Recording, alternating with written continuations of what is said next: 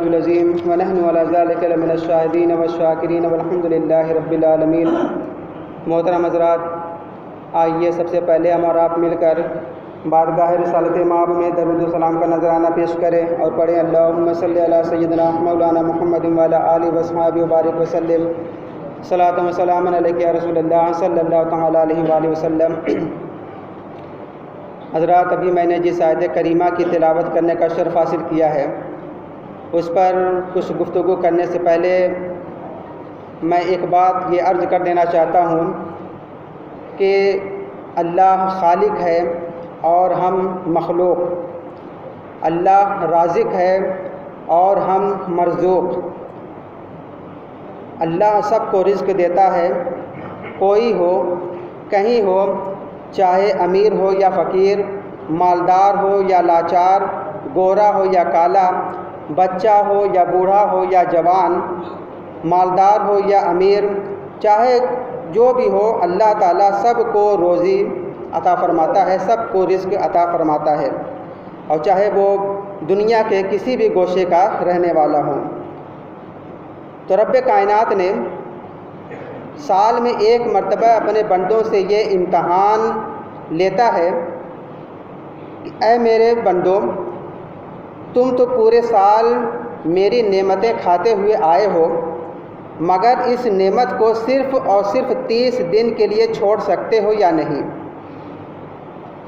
اسی امتحان اور آزمائش کے لیے سال میں ایک مرتبہ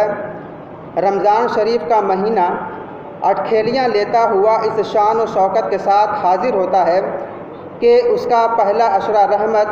دوسرا عشرہ مغفرت اور تیسرا عشرہ جہنم سے آزادی کا عشرہ کہا جاتا ہے۔ تو یہی ایک شوق امتحان ہے کہ ہر مومن بھوک کی تڑپ و پیاس کی شدت کو برداشت کر کے روزہ رکھتا ہے۔ یہ اور بات ہے کہ وہ اس امتحان میں کامیاب ہو یا ناکام، مگر اتنا تو مسلم ہے کہ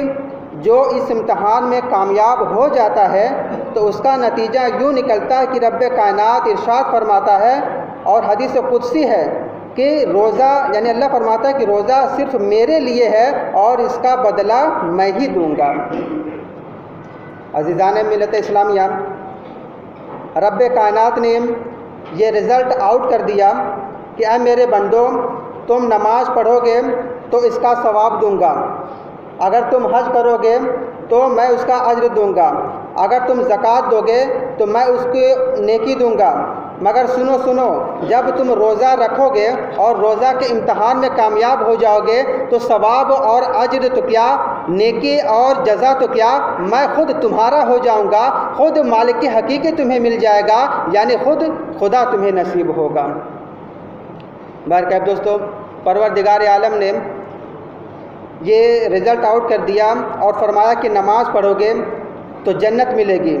حج کرو گے تو جنت ملے گی، زکوٰۃ دو گے تو جنت ملے گی، جہاد کرو گے تو جنت ملے گی، غریبوں کی امداد کرو گے تو جنت ملے گی، مریضوں کی تیمارداری کرو گے تو جنت ملے گی، مظلوموں کی فریاد رسی کرو گے تو جنت ملے گی، یتیموں کی رکھوالی کرو گے تو جنت ملے گی۔ لیکن مسلمانوں، اگر روزہ رکھو گے تو جنت نہیں بلکہ صاحب جنت مل جائے گا، جنت والا ہی مل جائے گا، مالک حقیقی نصیب ہوگا، یعنی کہ خدا اس کو مل جائے گا۔ تو سب سے پہلے دوستو، میں آپ کو یہ بتاؤں کہ روزہ کب فرض ہوا، تو یہ بھی سنتے چلیں کہ روزہ کب اور کیوں فرض ہوا۔ تو دیکھیے کہ سن دوسری ہجری شروع ہو چکی ہے، اسلام ہر طرف پھیلتا جا رہا تھا، لوگ جوق در جوق حلقہ بگوش اسلام ہو رہے تھے، ہر جانب توحید کا ڈنکا بج رہا تھا،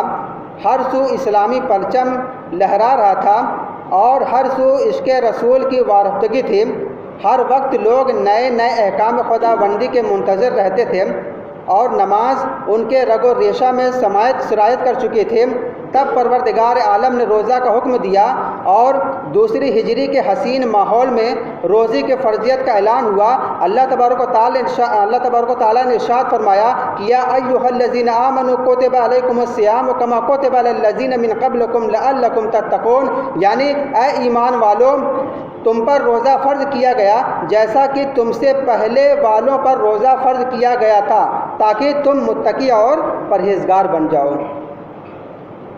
اور کیونکہ اسلام میں اکثر و اعمال کسی نہ کسی واقعہ کی یاد تازہ کرنے کے لیے ہوتے ہیں، چنانچہ آپ دیکھیں گے کہ صفا و مروہ کیا ہے؟ دو پہاڑی ہیں، کنکر و پتھر کا ڈھیر ہے، مگر اس کی برکت کا یہ عالم ہے کہ قرآن اعلان کر رہا ہے کہ ان الصفا والمروہ من شعائر اللہ، یعنی صفا اور مروہ دونوں اللہ تعالیٰ کی نشانیوں میں سے ہیں۔ تو میں یہ کہنا چاہتا ہوں کہ صفا مروہ کو یہ برکت کہاں سے ملی؟ یقیناً یہ حضرت حاجرہ رضی اللہ تعالیٰ عنہا کی قدموں کی برکت سے ہے کہ جس وقت حضرت حاجرہ نے اپنے ننھے معصوم بچے پر حضرت اسماعیل علیہ السلام کے لیے پانی کی تلاش میں ادھر ادھر دوڑی اور چکر لگائیں تو یہ دوڑنا رب کائنات کو اتنا پسند آیا کہ آج ہر حاجی پر فرض کر دیا گیا ہے کہ جس کے بھی مقدر کے ستارے چمکے اور وہ وہاں تک پہنچے تو اس پر واجب ہے کہ وہ بھی صفا مروہ کا چکر لگائے، دوڑے، تاکہ حضرت حاجرہ کی یاد تازہ ہوتی رہے۔ بس اسی طرح آپ یوں سمجھ لیجئے کہ جب نبی اکرم صلی اللہ علیہ وسلم اظہار نبوت سے پہلے بغیر کھائے پیے چند دنوں تک غار حرا میں ذکر الہی کرا کرتے تھے، یاد الہی میں مصروف رہتے تھے، تو جب یہ فعل نبی خدا کی بارگاہ میں مقبول ہو گیا تو اس کی یاد تازہ کرنے کے لیے اپنے بندوں پر روزہ فرض کر دیا کہ تاکہ اپنے محبوب کی یاد تازہ ہوتی رہے۔ چنانچہ ارشاد ہوا کہ یا ایھا الذین آمنوا کتب علیکم الصیام کما کتب علی الذین من قبلکم لعلکم تتقون، یعنی اے ایمان والو تم پر روزہ فرض کیا گیا جیسا کہ تم سے پہلے والوں پر فرض کیا گیا تھا تاکہ تم متقی اور پرہیزگار ہو جاؤ۔ اللہ محبوب کی ادا اس طرح لبھائی کہ ہزاروں انعام و اکرام کا سبب بن گئے۔ اب یہاں پر دوستوں ایک سوال آپ کے ذہن میں ابھرتا ہوگا کہ رب کائنات نے روزہ کا حکم دیا تو اس طرح کیوں دیا اور اس انداز سے کیوں دیا؟ یہ سوال ذہن میں پیدا ہو سکتا ہے کہ حکم تو دیا مگر اس انداز سے کیوں دیا کہ اے ایمان والو تم پر روزہ فرض کیا گیا جیسا کہ تم سے پہلے والوں پر فرض کیا گیا تھا۔ آخر یہ کہنے کی ضرورت کیا تھی؟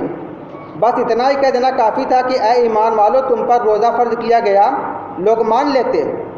سر نیاز خم کر دیتے، کیونکہ اے پروردگار عالم جب تو نے اقیم الصلاۃ یعنی نماز قائم کرنے کو کہا تو ہم نے دل و جان سے اسے مان لیا۔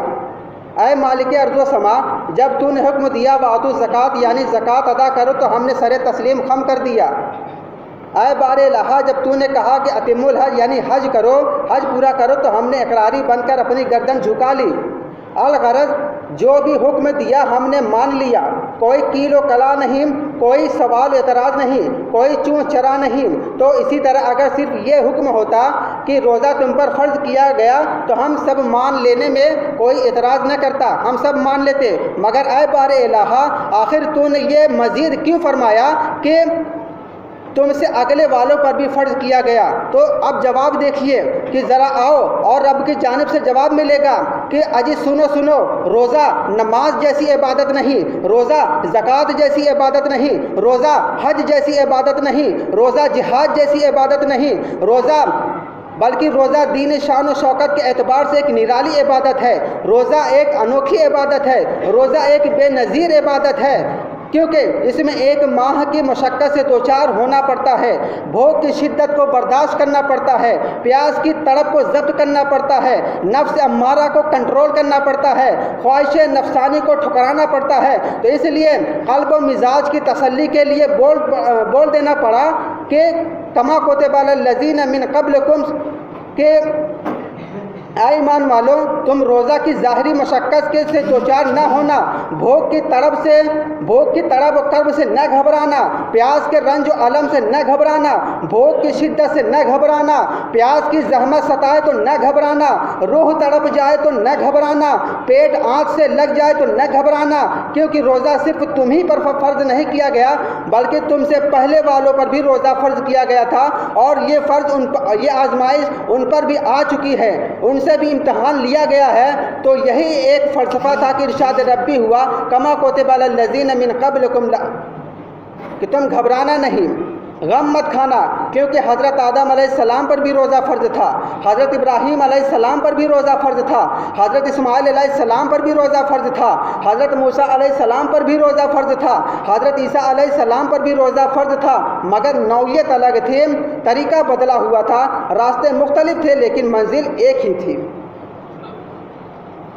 تو دوستو،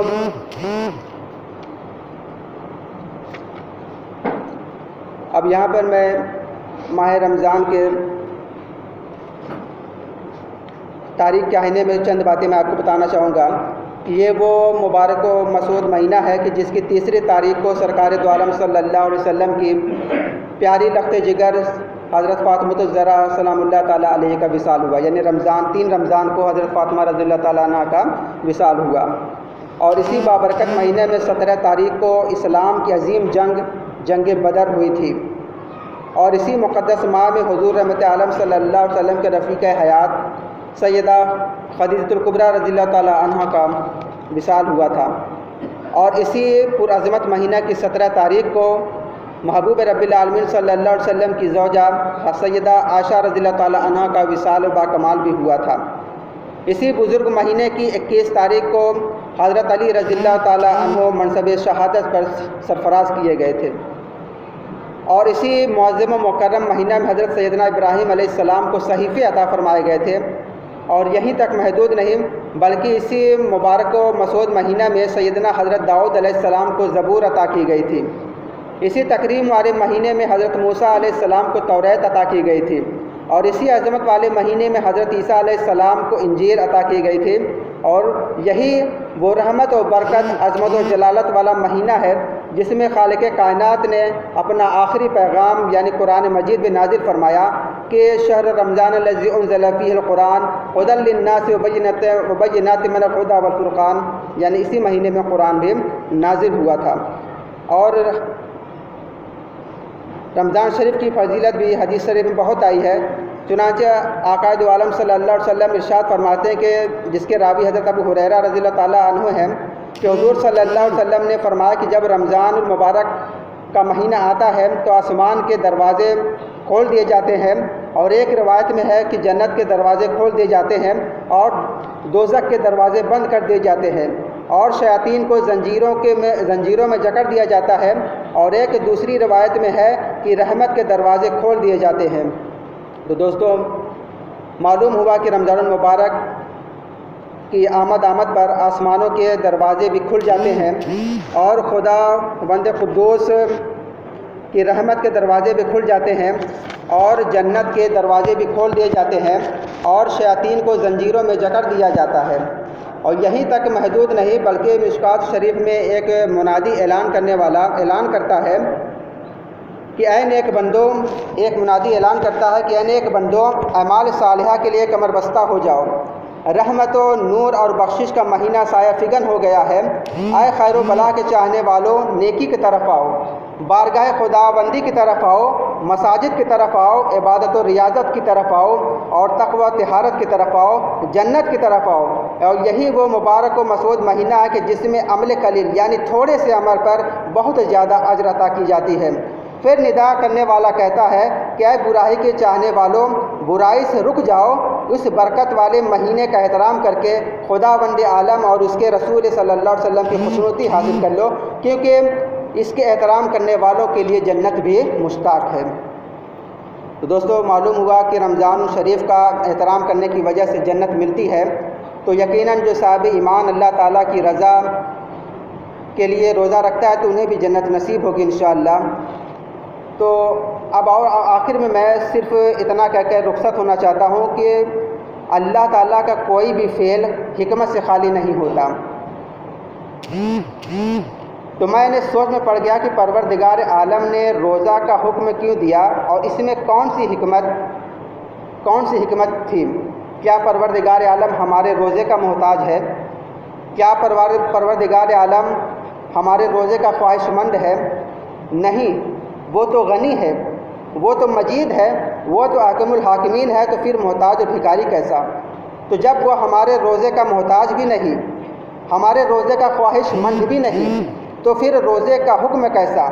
بھوک کی تپش میں جھلسانا کیسا؟ پیاس کی شدت سے تڑپانا کیسا؟ شوق کی شدت میں سسکانا کیسا؟ تو سنو، قرآن کریم نے آگے چل کر جواب دیا کہ لعلکم تتقون، اے ایمان والو، تم پر روزہ فرض اس لیے کیا گیا تاکہ تم متقی اور پرہیزگار ہو جاؤ۔ اس روزے کی برکت سے تم ایک تقوی اور طہارت والے ہو جاؤ۔ یہی وجہ ہے کہ حدیث میں آیا کہ یعنی جو روزہ رکھ کر برائیوں سے نہ بچا تو پھر اس کا کھانا پینا چھوڑنا اس کو کوئی نفع نہیں پہنچا سکتا۔ لہذا معلوم ہوا کہ روزہ صرف اس لیے فرض ہوا کہ ہم متقی اور پرہیزگار بن جائیں، لیکن روزہ کے حقیقی معنوں کو ہم فراموش کر بیٹھے ہیں۔ ہم روزہ تو رکھتے ہیں مگر برائیوں سے باز نہیں آتے۔ آج ہم روزہ رکھتے ہیں مگر چغل خوری سے اور جھوٹ بولنے سے باز نہیں آتے۔ آج ہم روزہ تو رکھتے ہیں مگر فحش گوئیوں سے اجتناب نہیں کرتے۔ تو میرے محترم بزرگ اور دوستوں، کان کھول کر سن لیجئے کہ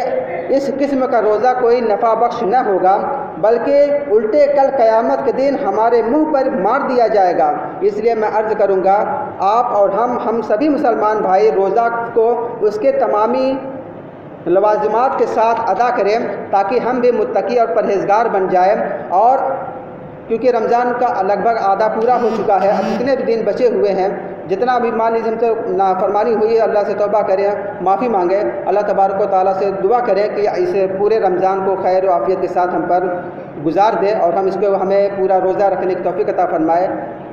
پروردگار عالم سے ہماری دعا ہے کہ ہمیں کہنے سننے سے زیادہ عمل کی توفیق عطا فرمائے۔ وآخر دعوانا الحمد للہ رب العالمین۔